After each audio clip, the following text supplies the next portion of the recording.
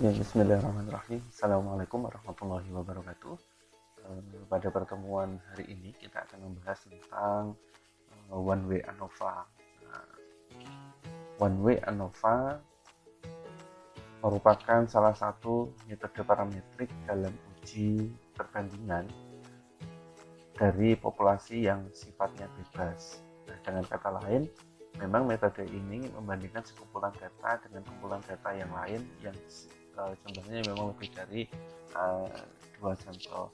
Biasanya data ini untuk mengidentifikasi sebenarnya profil suatu wilayah atau profil IPK, profil dari sebuah gambaran di lapangan.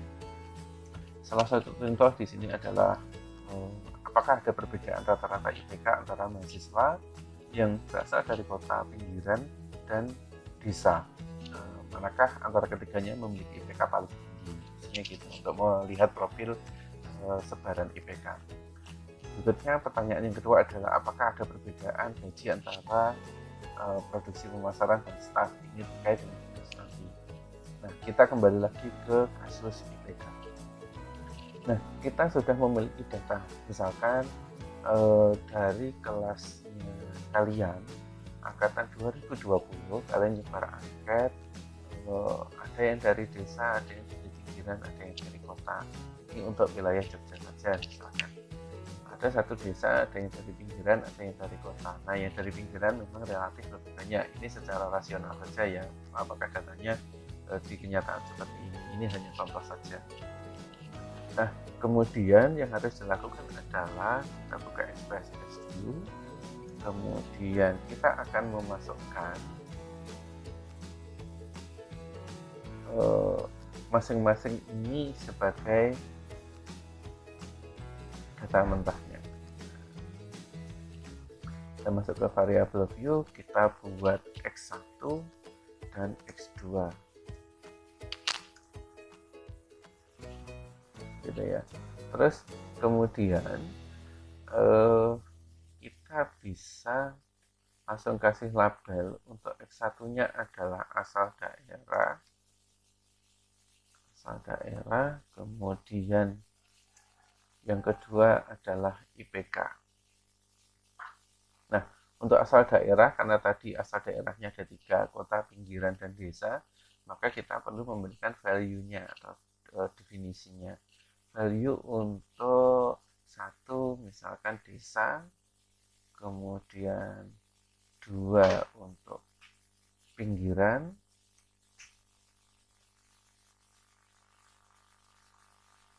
dan 3 untuk kota. Ya, oke, kita bisa memasukkan setelah itu kita masukkan ininya, datanya. Nah, sudah ada S1, sudah ada S2. S2 IPK, S1 adalah asalnya. Kita bisa dengan cara memasukkannya desa dulu misalkan. Desa dulu, copy, kemudian masuk ke SPSS-nya, kita paste di sini. Nah, ingat bahwa 1 adalah desa, 2 adalah pinggiran, 3 adalah kota. Ini ngisinya manual. Saya ulangi, satu-satunya ini ngisinya manual. Oke, berikutnya kita masukkan yang pinggiran. Kita copy, kemudian kita masukkan ke SPSS. Nah, ini 2. Kemudian yang terakhir kita masukkan untuk unsur kotanya.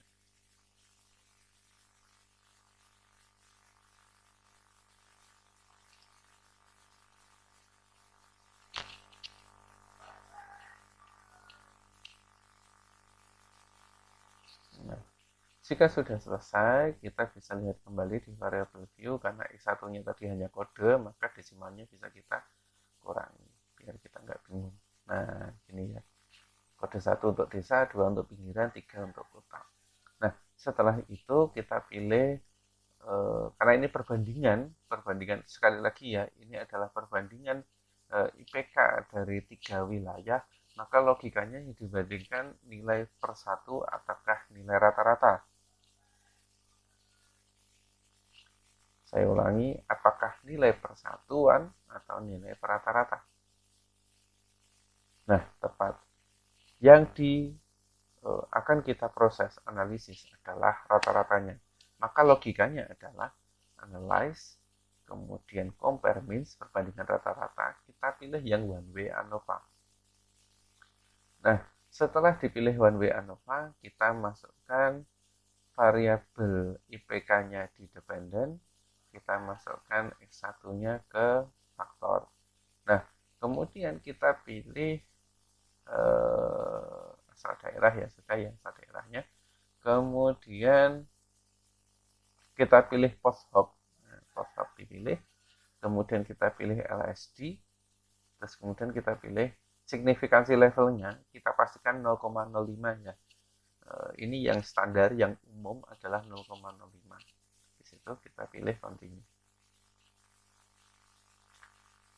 Nah, kemudian di tombol option kita pilih deskriptif karena kita butuh untuk melihat nilai tertinggi dari masing-masing wilayah. Misalkan yang kota tertinggi berapa, yang desa tinggi berapa, yang pinggiran tingginya berapa gitu ya. Maka kita pilih deskriptif. Nah, saya tegaskan di sini bahwa untuk dapat dilakukan one way ANOVA harus memiliki homogenitas. Dalam artian datanya homogen, itu menjadi syarat ya. Kalau datanya sudah homogen, maka ANOVA-nya boleh digunakan. Tapi jika datanya nanti ternyata tidak homogen, maka kita menggunakan analisis yang lain, tidak menggunakan one way ANOVA. Oke, kita klik yang homogeneity of variance test, kemudian kita pilih continue dan kita pilih OK. Nah, di sini kita sudah memiliki 3 data. Kita sudah memiliki 3 data. Sekarang kita masukkan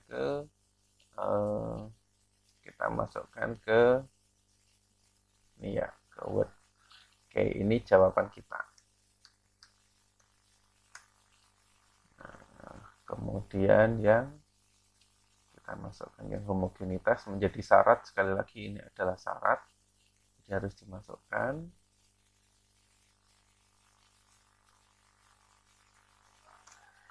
Kemudian kita masukkan juga yang ANOVA.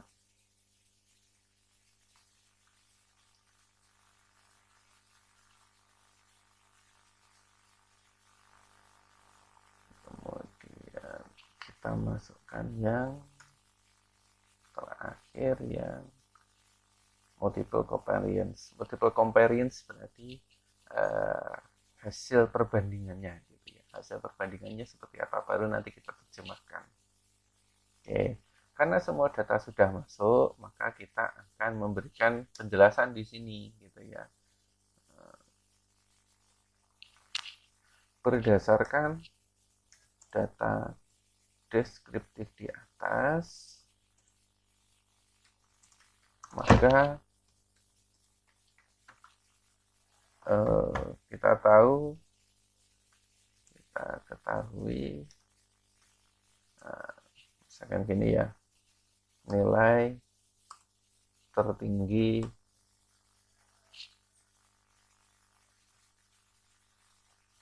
dari ketiga populasi, tertinggi dari populasi adalah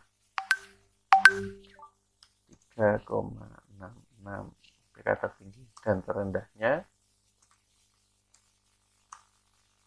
2,58. Nah, ini bebas ya, kalian boleh menceritakan semuanya. Rata-ratanya berapa dari desa, rata-rata pinggiran berapa, rata-rata kota berapa, nilai maksimum per wilayah boleh, general juga boleh. Gitu ya. Karena ini hanya membaca data. Nah, yang penting di sini adalah ketika kita menceritakan hasil uji homogenitas. Nah, berdasarkan hasil uji homogenitas, berdasarkan hasil uji homogenitas yang merupakan prasyarat dari ANOVA,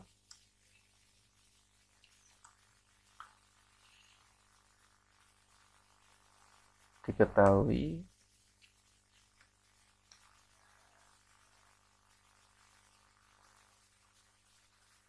F hitungnya sama dengan 0,014. Bacanya dari ini, Leibniz statistik. Dan signifikansi sama dengan 0,986. Karena nilai tersebut, nilai signifikansi tersebut sudah di atas 0,05, maka memenuhi syarat untuk ANOVA. Nah, setelah itu barulah kita lihat yang ANOVA. Nah, dari ANOVA-nya ini kita kasih penjelasan di sini.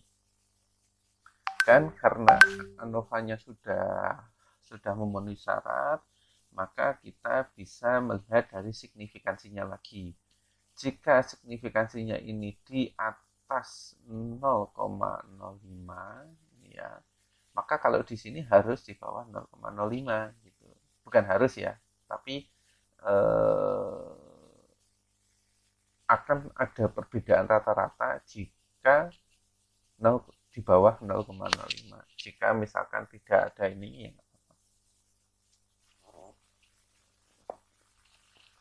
Oke, kita jelaskan di sini dari hasil tersebut diketahui F hitung sama dengan 13,111 dengan signifikansi 0,000 titik. Karena signifikansinya kurang dari 0,05, maka kesimpulannya adalah terdapat perbedaan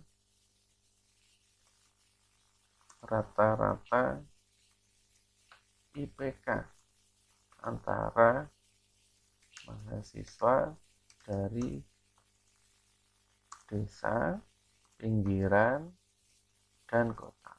Nah, ini ya.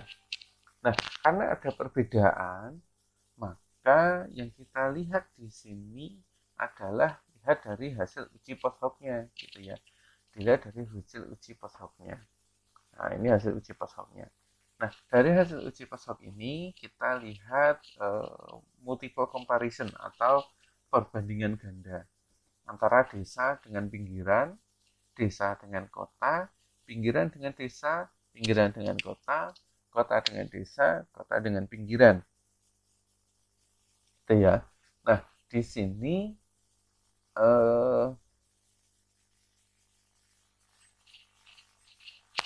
misalkan gini. Di sini cara bacanya yang paling mudah adalah yang menjadi catatan di sini.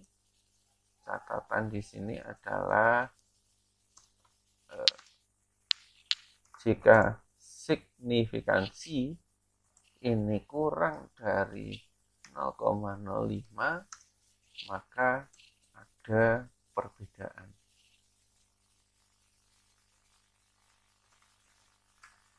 IPK. Nah, seperti ini. Catatan pentingnya di sini, jika signifikansinya di bawah 0,05, maka ada perbedaan IPK. Misal, antara desa dengan pinggiran. Kita lihat, karena signifikansinya 0,04 dan di bawah 0,05, maka kesimpulannya ada perbedaan. Itu ya. Terus kemudian antara desa dengan kota juga ada perbedaan.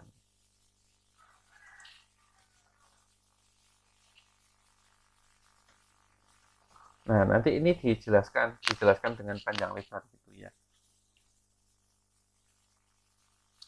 Terus kemudian antara pinggiran dengan desa juga sama. Nah, pinggiran dengan kota berikutnya. Pinggiran dengan kota.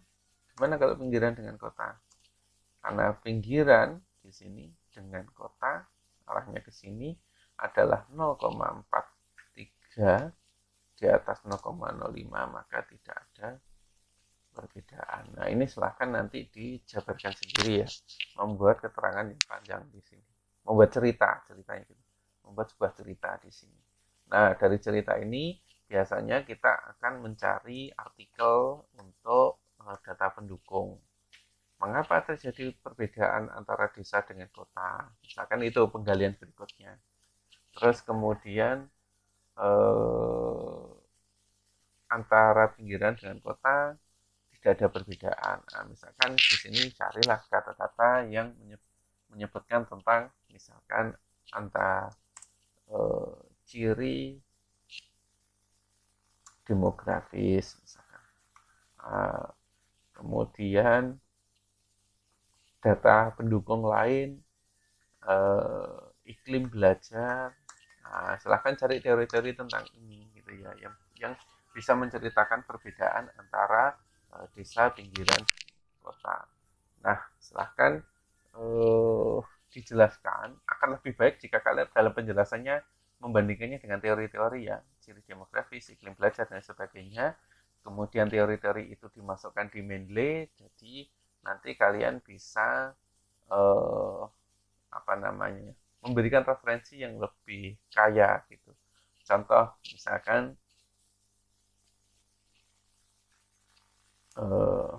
misalkan gini, iklim belajar ini teorinya ya, misalkan gini, tidak adanya perbedaan yang signifikan antara desa dan kota. Nah, desa dan kota boleh jadi dipengaruhi oleh iklim belajar yang tidak jauh berbeda. Hal ini sesuai dengan hasil penelitian dari misalkan di sini kita ngambil satu sumber, misalkan ini saya agak asal ya, misalkan saya ngambil satu referensi yang sudah saya masukkan, misalkan namanya adalah Oka gitu ya, misalkan kayak gini. Nah, maka di bawah ketika kita menuliskan referensi, terus kemudian kita insert bibliografi, maka langsung muncul otomatis di sini itu sumbernya. Oh, ternyata bukan hanya Oka yang berpendapat sama. Nah, misalkan saya tambah lagi di sini, berarti edit citasi, tambah lagi misalkan Sukar misalkan. Ini dari Malaysia misalkan. Bukan sih, bukan Sukar ya. Kita ambil penelitian dari Lee, nah, misalkan gitu. Ada Lee Wen gitu ya. Kita klik, kemudian kita oke. Nah, maka otomatis di sini juga nambah gitu ya. Ini enaknya kalau kita menggunakan manajemen referensi. Nah, ini hanya contoh. Contoh ini nanti hanya diambil ininya saja. Yang paling penting nanti adalah kalian di tugasnya. Nah, tugasnya adalah ini. Silahkan nanti cari artikelnya juga terkait dengan gaji, data-data karyawan gitu ya. Sedapatnya satu artikel, dua artikel sudah cukup untuk mendukung data dari penelitian kalian ini, hasil olah data kalian. Sekian dari saya, apabila ada kurang lebihnya saya mohon maaf. Saya akhiri. Assalamualaikum warahmatullahi wabarakatuh.